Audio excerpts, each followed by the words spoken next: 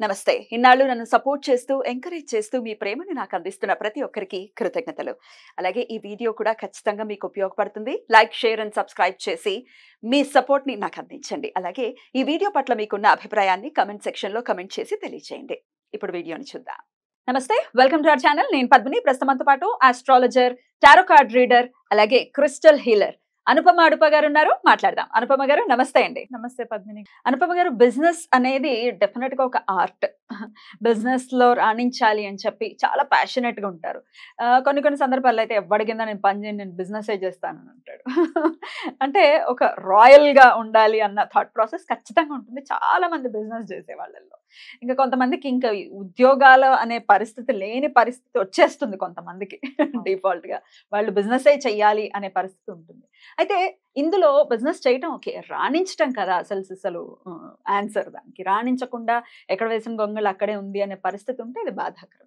ఇప్పుడు ఇవాళ రేపు లేడీస్ కూడా చక్కగా బిజినెస్లు చేసుకుంటున్నారు, హౌస్ వైఫ్లు కూడా ఆన్లైన్ లో బిజినెస్లు చేస్తున్నారు. ఇవన్నీ చక్కగా రాణించాలి, అందరికీ లాభాలు రావాలి అని అంటే ఎట్లాంటి రెమెడీస్ ని ఫాలో చేయొచ్చు ఒక్కసారి చెప్పండి అనుపమ గారు. జనరలీ మనము బిజినెస్ గురించి చూసుకుంటే కెరియర్ కి ఎట్లాగైతే మనం కాంబినేషన్స్ చెప్పుకున్నామో బిజినెస్ కి మనము సప్తమాధిపతిని చూసుకోవాలి. సప్తమాధిపతి సప్తమ స్థానం. ఓకే, పార్ట్నర్షిప్స్ లేకపోతే నార్మల్ బిజినెస్. ఎందుకంటే మన లగ్నం వచ్చేసి మనకి సెల్ఫ్ అయిపోతుంది. అండ్ సప్తమ స్థానం వచ్చేసి మనకి అవతల వాళ్ళనమాట, మాసెస్, మనము అవతల చూసే వాళ్ళని. సో ఇక్కడ మనకి ద్వితీయాధిపతి ధనస్థానానికి, సప్తమాధిపతి దశమ స్థానము, లాభస్థానము, ఇవి మనకి మెయిన్ ఇంపార్టెంట్ హౌసెస్ అన్నమాట. ఈ కాంబినేషన్స్ కి అఫ్లిక్షన్స్ లేకుండా, అంటే కొన్నిసార్లు రాహుకేతు జనరలీ పాపగ్రహాలు కాబట్టి ఆ కాంబినేషన్స్ మనకి పడకుండా ఉండడము, అంటే సెవెంత్ ప్లేస్ లో వాళ్ళు ఉండడము పార్ట్నర్షిప్స్ కి ప్రాబ్లం అవుతుంది. కేతు సప్తమ స్థానంలో ఉందనుకోండి, పార్ట్నర్షిప్స్ లాంగ్ లాస్టింగ్ ఉండవు, కట్ అయిపోతుంది. ఎందుకంటే కేతు కట్ చేసేస్తాడు అన్నమాట, కట్ చేసేస్తాడు. అండ్ రాహు సప్తమంలో ఉండి పార్ట్నర్షిప్స్ అంటే మన పార్ట్నర్ మనల్ని ఎంతవరకు మనం వాళ్ళని నమ్మచ్చు అనేది మనకి తెలియదు. ఎందుకంటే చీటింగ్ ప్లానెట్ అక్కడ వచ్చేస్తుంది కాబట్టి అక్కడ వర్కౌట్ అవ్వదు అనమాట. అండ్ ఇవన్నీ పక్కన పెడితే మెయిన్ కారకుడు బుధుడు అండి. బుధుడు మనకి ట్రేడ్ మార్క్ అనమాట. బిజినెస్ కి వచ్చేసరికి ఆ వాక్చాతుర్యం ఉండాలి, ఆ కమ్యూనికేషన్ స్కిల్స్ ఉండాలి. సో మనకి థర్డ్ హౌస్ ఇన్వాల్వ్మెంట్ వచ్చేసింది అంటే మనకి ఆన్లైన్ బిజినెస్ లో వచ్చేస్తాయి.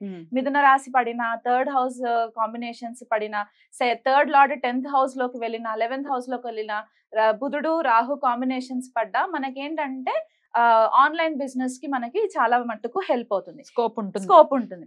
అదే ఇప్పుడు మీరు లేడీస్ స్పెసిఫిక్ గా బిజినెస్ చేస్తున్నారు ఇంట్లో నుంచి అని చెప్పారు. చాలా మంది నేను చూసిన లేడీస్ ఆన్లైన్ లో ఈ మధ్య సోషల్ మీడియాలో ఎక్కువ ఫేమ్ అయ్యింది ఏంటంటే కాస్మెటిక్స్, చీరలు, ఇవన్నీ జ్యువెలరీ, ఇవన్నీ శుక్రుడి కిందికి వస్తాయి.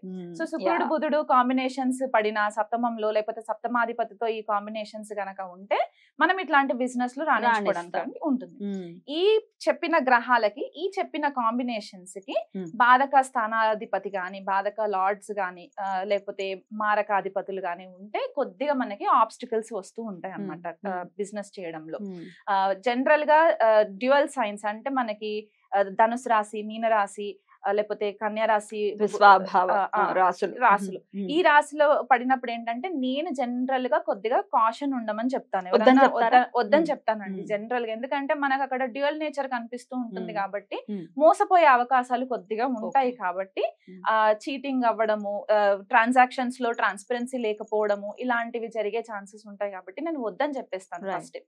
ఈ కాంబినేషన్స్ ని మళ్ళీ మనము దశాంశలో చూసుకోవాలి. D10 వర్గచక్రం అంటాను అనమాట. దాంట్లో మనకి బుధుడు పరిస్థితి ఏంటి, శని పరిస్థితి ఏంటి, అంటే ఆ స్టెబిలిటీ, ఆ లాంగ్ టర్మ్ స్టెబిలిటీ, బిజినెస్ అవ్వచ్చు, జాబ్ అవ్వచ్చు, ఆ లాంగ్ టర్మ్ స్టెబిలిటీ మనకి శనిగా ఇస్తుంది కాబట్టి మనకు అక్కడ ఆ కాంబినేషన్స్ కూడా చూసుకోవాలి. సో ఈ అఫ్లిక్షన్స్ లేకుండా ఉండాలి అంటే ఫస్ట్ మనకి బుధుడు అఫ్లిక్షన్ ఉండకుండా మనకి పార్ట్నర్షిప్ లో ఒకవేళ వెళ్తే గనక పార్ట్నర్ కూడా మనల్ని చీట్ చేయకుండా ఉండాలంటే ఫస్ట్ బుధుడికి అధిదేవత మనకి గణపతిగా చెప్పుకుంటాం కాబట్టి బుధవారం రోజు బుధుడికి అధిదేవత గణపతి, విష్ణుమూర్తి. బట్ మనకి బుధవారం రోజు విఘ్నాలు లేకుండా ఉండడానికి మనము గణపతి ఆరాధన చేసుకోవచ్చు.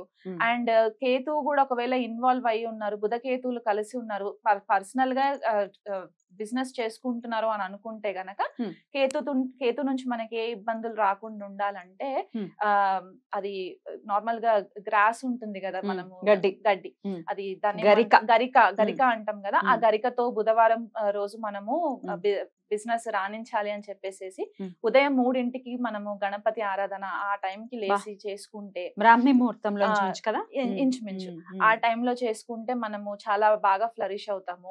అండ్ ఇంకొకటి ఏంటి అంటే రాహు ఒకవేళ ఇన్ఫ్లుయెన్స్ ఎక్కువ చేసుకుందంటే దుర్గాదేవికి ఆరాధన చేసుకోవడము. అదే సమయంలో లేదు, రాహుకాలం టైంలో మనకి ఇంకా చాలా పవర్ఫుల్ ఉంటుంది కాబట్టి మనకి ఒక్కొక్క రోజు ఒక్కొక్క టైంకి రాహుకాలం ఉంటుంది. బట్ స్పెసిఫిక్ గా మనం మంగళవారం చేసుకుంటే ఇంకా దాని పవర్ ఎక్కువ ఉంటుంది అన్నమాట.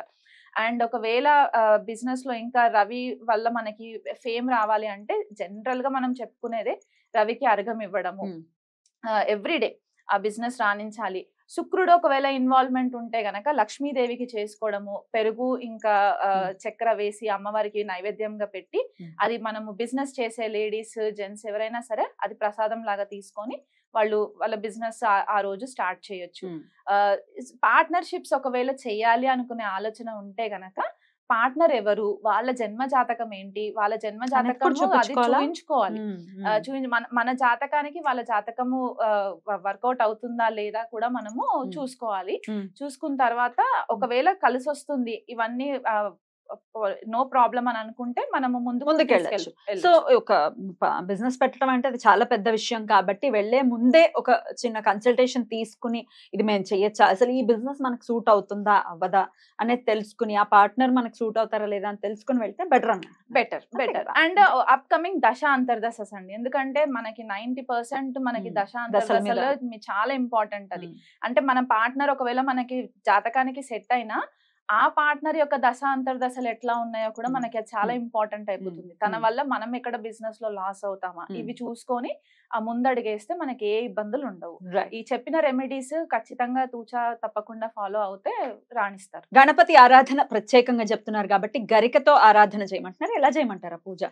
నార్మల్ గా మనము ఇంట్లో దీపారాధన ఎలా చేసుకుంటాం అలా చేసుకొని ఒక చిన్న గణపతి విగ్రహం ఇంట్లో ఉంటే గనక గరిక తీసుకొచ్చేసుకొని ముందు రోజే గరిక తీసుకొచ్చి కాస్త నీట్ గా శుభ్రం చేసేసుకొని నార్మల్ గా మనం అక్షింతలు పసుపు కుంకుమ గణపతికి వేసేసి ఈ గరిక అక్కడ పెట్టేసేసి నార్మల్ గా మనము గణపతి అష్టోత్తరం చదువుకోవడం, మన ఇష్టం 21 నామాలు చదువుతున్నామా అష్టోత్తరం చదువుతున్నామా ఏదో ఒకటి చేసుకొని ఆయనకి సంకల్పం చేసుకోవాలి. ఫస్ట్ ఆఫ్ ఆల్ నేను ఈ బిజినెస్ చేస్తున్నాను, నాకు ఎటువంటి ఆటంకులు లేకుండా ఈ బిజినెస్ రాణించాలి అన్నట్టు తన ముందుండి మనల్ని నడిపించాలని మనం ప్రేయర్ చేసుకోవాలి. ఇలా ఎన్ని బుధవారాలు చేయమంటారు? వీలు కుదిరితే ఒక 21 బుధవారాలు చేస్తే మంచిది. నేను జనరల్ గా చెప్పేది ఏంటంటే క్రమం తప్పకుండా వారాలు చేసే బదులు ఒక మండలం పాటు 43 days 48 days 41 days ఎలా వీలు కుదిరితే అలా చేసుకుంటే మనకు ఆ ఎఫెక్ట్ అనేది కొద్దిగా ఫాస్ట్ గా తెలుస్తుంది. ఒక మండలం పాటు క్రమం తప్పకుండా. లేడీస్ అయితే గనక నార్మల్ గా మనకి కొద్దిగా మెన్స్ట్రువల్ సైకిల్ ఉన్నప్పుడు ఆ 5 days స్కిప్ చేసేసి నెక్స్ట్ 6th day నుంచి వాళ్ళు కంటిన్యూ చేసుకుంటే సరిపోతుంది. డెఫినెట్లీ వినాయకుడి యొక్క అనుగ్రహం అది బ్రాహ్మీ ముహూర్తంలో చేయటం అని అంటే డెఫినెట్ గా అది చాలా అదృష్టకరమైనటువంటి విషయం. ఎందుకంటే ఆ టైంలో లేచి క్రమం తప్పకుండా గనక చేస్తే రిజల్ట్ కూడా అలాగే వస్తుంది. కాబట్టి మరి బిజినెస్ లో రాణించాలి. ఇది ఆన్లైన్ లో బిజినెస్ చేసే వాళ్ళకైనా కూడా పనిచేస్తుంది, ఎవరికైనా పనిచేస్తుంది. అడ్డంకులు లేకుండా ఉండడానికి మనకి సంకష్టహార చతుర్థి అవి కూడా వస్తూ ఉంటాయి మనకి నెలకు ఒకసారి. ఆ టైంలో చేసుకున్నా కూడా ఇంకా బెటర్ గా ఉంటుంది. ఆ విఘ్నాలు తొలగాలి ఫస్ట్ ఆఫ్ ఆల్. అండ్ ఈ 3ంటికి నేను ఎందుకు చెప్పాను అని అంటే జనరల్ గా బిజినెస్ చేయాలి అంటే వాళ్ళు కొన్నిసార్లు కొంతమందిగా ఫైనాన్స్ పాటలు రావట్లా, అది ఎందుకు రాదు, వస్తుంది శుభ్రంగా వస్తుంది. కొన్నాళ్ళు 40 రోజులు వింటే ఆటోమేటిక్ గా వచ్చేస్తుంది. నేర్చుకున్నాం. కనకధార స్తోత్రం అంత పవర్ఫుల్ ఇంకొకటి ఏది ఉండదు. అద్భుతం. ఆది శంకర్లకి ఈ సందర్భంగా కృతజ్ఞతల్ని తెలియజేస్తూ థ్యాంక్ యూ అండి, చక్కగా తెలియజేశారు. Thank you.